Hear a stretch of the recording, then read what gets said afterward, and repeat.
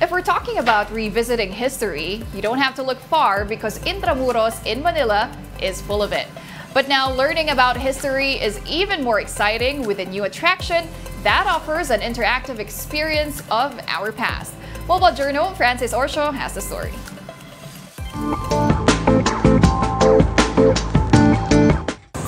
Masarap balikan ang kwento ng ating nakaraan at sa bagong museo ngayon dito sa Maynila, mababalikan ang mayamang kasaysayan ng Intramuros through interactive tourism experience. Bahagi ng makasaysayang Maynila ang Intramuros.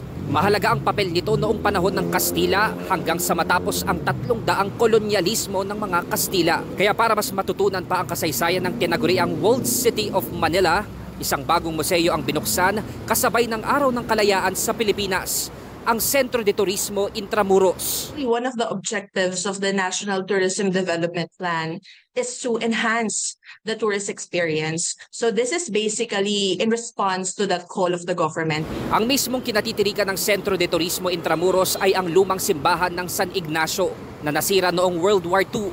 Tampok sa loob ng museo ang timeline ng Intramuros history mula pre-colonial period hanggang ikalawang digmaang pandaigdig. Nandyan din ang mga artifacts at kagamitan mula sa mga nakalipas na digmaan, religious icons at ang amphitheater na magsisilbing event space. Para naman mas interactive ang experience, may mga QR codes na pwedeng i-scan para makapanood ng educational videos. Kung gusto mo naman ng katahimikan, may espasyo para sa mga headphones kung saan mapapakinggan ang kasaysayan ng San Ignacio Church.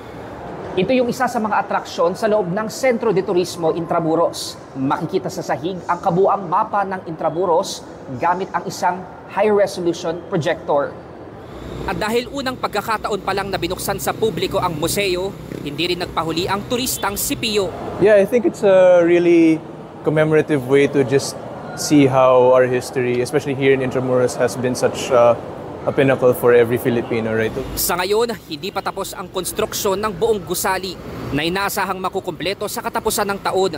Bahagi ang pagpapatayo nitong museo sa tuloy-tuloy na pagpapasigla ng turismo sa kabuuang Intramuros. Ang good news, libre lang din ang pagbisita at pagbabalik tanaw sa nakaraan. Kaya umaasa ang pamunuan ng Intramuros na sa pamamagitan nito, mas marami pa ang matututo sa iniwang aral sa atin ng kasaysayan. Hopefully, the Centro de Turismo will serve as an inspiration to the youth, to be inspired by the legacy of our Filipino forefathers. Mobile journalist Francis Orsio po, hatid ang mukha ng balita.